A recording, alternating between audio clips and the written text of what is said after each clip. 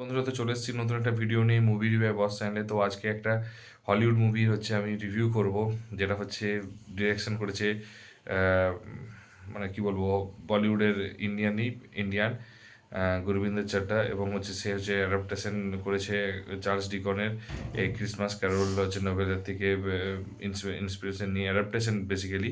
এবং হচ্ছে কুনাল নায়ার হচ্ছে মেন চরিত্রে রয়েছে। তো আগে আমি একটা কথা বলবো যে এই নোবেলের ব্যাপারটাই, নোবেলটা সত্যি কথা বলতে কি, আমি পড়িনি, তো তারপর অডিও বুক হিসাবে তাড়াতাড়ি করে আমি নেটে সার্চ করলাম এবং তারপর এটা দেখলাম, শুনলাম।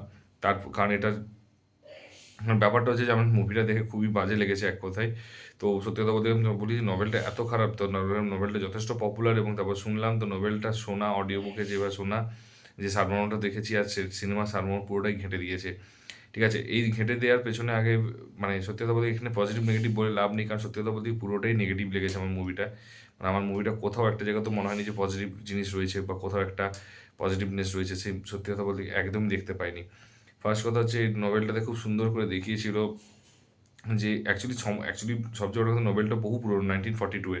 তো সেটাকে যখন রিক্রিয়েট করেছে, অ্যাডাপ্টেশন করেছে, সেটাকে হচ্ছে এখনকার সময়ে যে তখনকার দিনে হয়তো পপুলার হয়েছে। এবং আমরা যদি পড়ি, সেটা সেটা আলাদা জিনিস। এবং ফ্রেম বাই ফ্রেম কপিও করেনি এবং সেটাকে বলিউড তারকা দিতে গিয়েছে এবং সেটা দিতে গিয়ে পুরোটা নষ্ট করে দিয়েছে। মানে এর থেকে খারাপ মুভি সত্যি কথা বলতে কি আমি হলিউডে দেখিনি, আমি আমার লাইফে বলতে পারি, ফর শিওর। তো এখানে স্টোরিটা আমি ছোট্ট করে বলি। কুণাল নায়ার হচ্ছে খুব বড় বিজনেসম্যান এবং খুব সাকসেসফুল বিজনেসম্যান। তো সে কাজ ছাড়া কিছু বোঝে না এবং সে হচ্ছে কোনো ক্রিসমাস ইভি এসব আনন্দ, এনজয় টেনজয় কিচ্ছু বোঝে না। সব দিকে যখন লাইট চলে, সে তার নিজের ঘরে অন্ধকার করে ঘুমোতে চায়। এবং তারপর তার লাইফে তিনটে ভূত এসে তাকে তার লাইফটাকে চেঞ্জ করতে পারবে কি পারবে না, সেটা হচ্ছে এই মুভিতে দেখো এবং দেখার জিনিস। এবং কীভাবে কি চেঞ্জ, যদি চেঞ্জ করে তো কীভাবে কি চেঞ্জ করবে, ভয় দেখিয়ে না ভালোবেসে না কীভাবে শিক্ষা দিয়ে সেটা করবেন, যদি চেঞ্জ না করতে পারে তো কেন করতে পারবে না, সেটা হচ্ছে ডেফিনেটলি দেখে নিও, সিনেমাতে এটা ডিটেলস রয়েছে। এবং তার লাইফে কী কী, এবং ওই ভূতগুলো আসার পর তার লাইফে কী কী পরিবর্তন হচ্ছে, কী কীগুলি চেঞ্জেস এসছে, এবং কী করে, মানে ওর মধ্যে কি আদৌ কিছু আলোটা ফিরেছে এবং কাজ ছাড়া তার লাইফে অন্য কিছু হয়, সেগুলো সব জানতে পেরেছে কিনা, সেটা হচ্ছে মুভিটা দেখলে বুঝতে পারবে। তো এবারে বলে দিই যে এখানে হচ্ছে কুণাল, মানে সিরিয়াস বলছি, গুরবিন্দর চাড্ডা খুব বাজে ডিরেকশন করেছে, খুবই বাজে ডিরেকশন করেছে।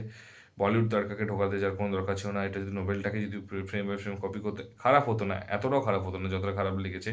এবং ওই মশালা ঢোকাতে গিয়েছে এবং ডান্স কোনো দরকার নেই, যেখানে গান নাচ মাঝামাঝি শুধুই হয়ে যাচ্ছে, কোনো কিছু নেই, বড় স্কেল শুধু বানিয়ে দিয়েছে আর কিচ্ছু না, শুধু হলিউডটাকে একটা অ্যাটাচ করে দিয়েছে। আমি জানি না যে মুভিটা, আমার তো মনে হচ্ছে তো হয়তো মুভিটা তো আমার তো মানে ডিজাস্টার হতে পারে। এবং হচ্ছে তারপরে হচ্ছে অ্যাক্টিং কোনো অ্যাক্টার অ্যাক্ট্রেস কারোই পছন্দ নেই, ইভেন যারা ভূত হয়েছে তাদেরকেও পছন্দ হয়নি, তারা যদিও ফরেন হলেও তাদেরকে আমার পছন্দ একদমই হয়নি। একদম বাজে এরকম লেগেছে এবং স্ক্রিন প্লে খুব বাজে লেগেছে, মিউজিক খুব বাজে লেগেছে।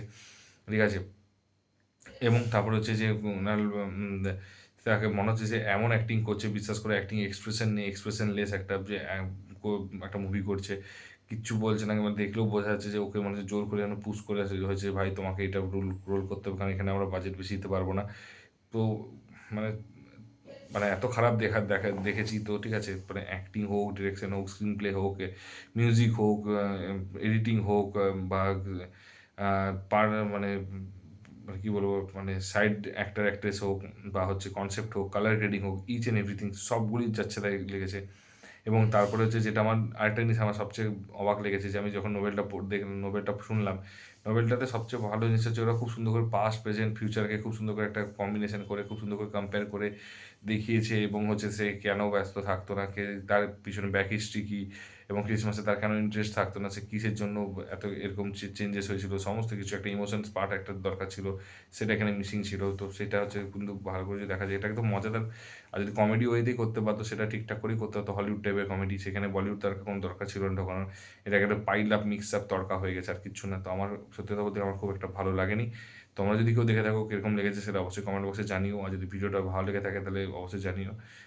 এবং বন্ধুদের মধ্যে লাইক কমেন্ট শেয়ার করে দিও, খারাপ লাগলে ডিসলাইক করো, বাট রিজনটা বলে দিয়েছো। আর যদি চ্যানেলে নতুন হও তো একটু সাবস্ক্রাইব করে দিও। তো দেখা হচ্ছে পরের ভিডিওতে, ভালো থেকো, take care, tata, bye by.